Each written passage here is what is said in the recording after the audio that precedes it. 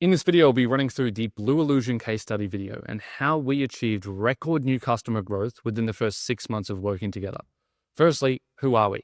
We've worked with over 300 plus e-commerce brands with the likes of Vinomofo, Blue Illusion, Salty Captain, Cookeye, Connie, Savvy Touch, Abby and Joseph, Zoe Kratzman, and many more. We've generated over $300 million in attributed sales, and we currently specialize in driving e-commerce growth for 8 to 9 figure retailers. We put videos out like this every single day on our YouTube channel, so feel free to also go to our YouTube channel after this video. Firstly, for some context, who is Blue Illusion? Blue Illusion is a well-known Australian fashion retailer with over 100 plus stores, and they saw quick new customer growth online once incrementality became the North Star. What were the wins? In the first 90 days, we saw 200% growth in new customer acquisition on Google, and we saw a 79% lift in new customer acquisition from the Meta platform. And then by August, we had a record new customer acquisition month in the entire history of the business for online. Now, why does this matter at an 8 to 9 figure scale? Most brands stall due to new customer acquisition stagnation. And so they continue to compound growth, but it doesn't come from new customer cohorts growing. Instead, it ends up primarily coming from returning customers. What that then ends up leading to is stagnation in top line revenue. And that ends up happening for most 8 to 9 figure brands at a particular scale. The problem was threefold. They had obscured incrementality. So where should we actually be allocating our paid media spend to be able to drive new customer growth? They had a messy structure that didn't make it easy to be able to allocate spend to new customer growth. And number 3, they had misaligned objectives. They were primarily KPIing against in-platform return on ad spend, which was misleading them in terms of budget allocation and in terms of focus. So the goal was threefold. We needed to gain clarity, we needed to build a roadmap, and then we obviously needed to execute against that roadmap. And we did that across what we see as the 3 pillars within performance marketing. We have technical account structure, we have creative velocity and diversity, and then lastly, we have data integrity and assurance. Starting off with technical account structure, what do we actually do here? Without giving away all of the specifics, we focused on delineating new customers versus existing customers in all of our campaigns.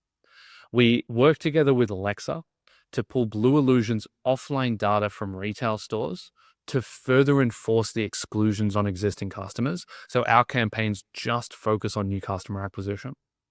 On Google, we started to transition away from an over-reliance on brand and focused purely on new customer acquisition through Google Shopping. And with the combination of the other 2 pillars, we were able to achieve such rapid growth.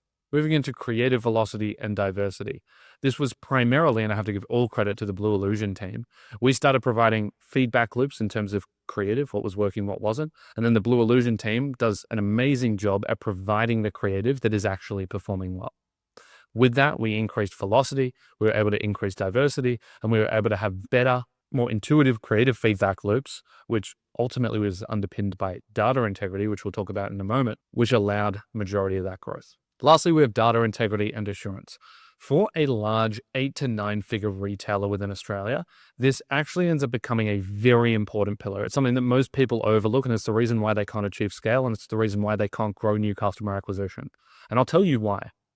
When we talk about creative, when we talk about those feedback loops, if you're relying on in-platform return on ad spend to create a feedback loop to the production team, it's never going to work because the numbers don't align with reality and what's actually occurring. Exact same thing with technical account structure.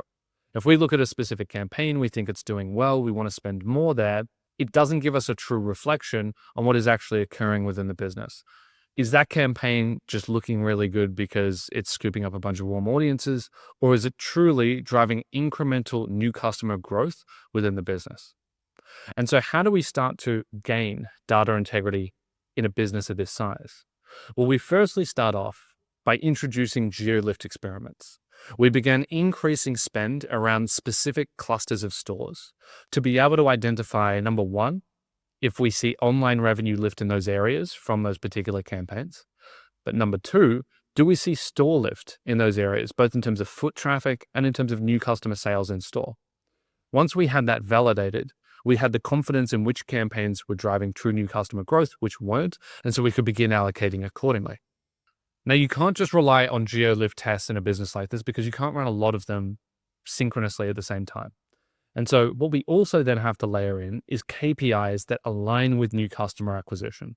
What do those KPIs start to look like? Well, rather than focusing on MER, marketing efficiency ratio, based on total spend and total revenue, we delineate down into just new customer revenue and new customer spend as well, which is called acquisition, MER. We also delineate down into just new customer revenue, and as a function of that, new customer profit contribution. These became the core KPIs that we're looking at on a week-on-week basis with the Blue Illusion team to be able to identify if we're making the correct decisions or the wrong decisions and how to then pivot moving forward. What did this actually mean for leadership?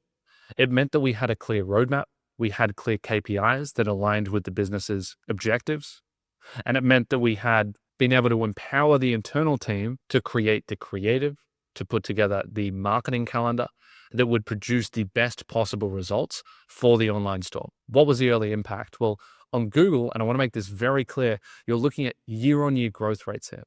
You'll never see this in a case study that you've ever seen or that you'll probably ever see in the future because it strips back to the raw reality.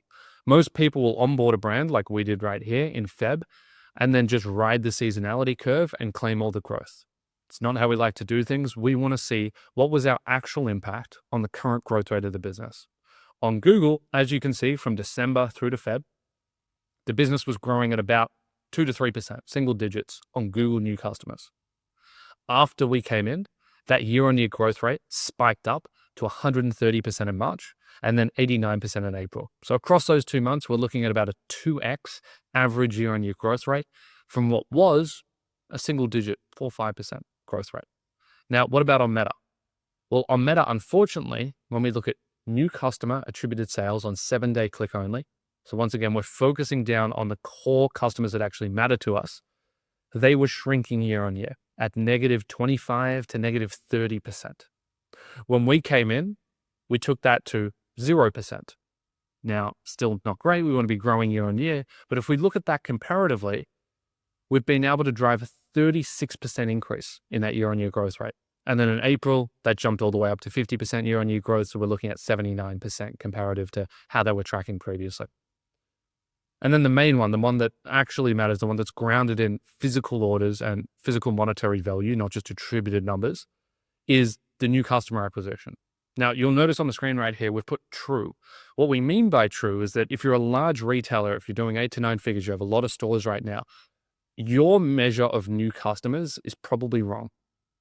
It's wrong because a lot of people buy in store and then they move and buy online. When they buy online on your Shopify store, it might get registered as a new customer because they're not on that database, but they aren't really a new customer, right? They already purchased from the retail store. So fortunately, we worked together with Alexa, which is a software that they were already working with, which is fantastic. All the data was sitting there ready to be used. We synced it up, and then we had an actual new customer read. So we could go, okay, if this person has purchased in store before, we're not going to count them as a new customer. And that's then what we track against. That's how we track cost to acquire a customer. That's how we track new customer P&L data. And that's how we've put this graph together here for you. And what you can see is when we started working together, there was a lull there. I haven't provided the y-axis here for obvious reasons. But what you can see is that over the course of the first 6 months of working together, we've reached all-time high new customer acquisition, higher than November 2024. So we have actually beat the all-time record, which was during Black Friday, in the month of August, which is typically not a very good month at all in e-commerce. Here's a bonus as well, which is that we made a very tactical recommendation on the website, which was to do with prioritizing full-priced items more over discounted items. I can't give away exactly what the mechanical change was because it's sensitive, but a change was made. What that ended up resulting in is a very large uplift in gross profit. Now, this all isn't to do with that specific change. There was also some changing in merchandising, pricing, etc., that compounded to allow a 59% increase in gross profit. But this is a really important metric to mention for 2 reasons. Number one, our consulting across direct website changes resulted in a material lift here. Number 2, new customer acquisition growing doesn't really matter if your gross profit isn't growing accordingly or if your CAC blows out. Neither of those are the case here. Not only have they achieved record new customer acquisition, but at the same time, they've achieved record gross profit on every single new customer that they're acquiring. So what changed in practice? Well, number one, We improved the account structure, which led to scalable testing and actionable feedback loops. Number 2 is we improved the creative workflow, which led to better efficiency. And number 3 is we improved data integrity and reporting, which led to significantly better feedback loops. So if you're an 8 or 9-figure retailer, I'd recommend clicking the link below and reach out to us for a completely free audit and action plan. I've got some reviews on the screen here. As you can see in the top left corner, that's Brava Lingerie, an 8-figure retailer here in Australia, who said, I highly recommend the audit. It's the best in the business. It's an hour-long screen recording by Nathan of exactly what was needed for growth, which, by the way, no other agency had ever discussed with us. It completely changed our trajectory. In the top right corner, we have another one. I loved the video, finally got to watch it. Thank you so much. Nathan's talking my language. I'm all about the numbers these days. Or the bottom right. I must also add, this in-depth audit is levels above anything we have received from other companies in the past. And I can tell you personally, that brand has received like 20 audits from different agencies in Australia. And then on the left there, holy crap, this is by far the best audit I've ever received in my life. I'm truly blown away. Seriously, the effort, insights, and actions to take are next level. And then a bunch of comments about what we actually went through. So once again, if you're an 8 to 9-figure retailer, I strongly recommend clicking the link below. It will be the best audit that you have ever received from an agency.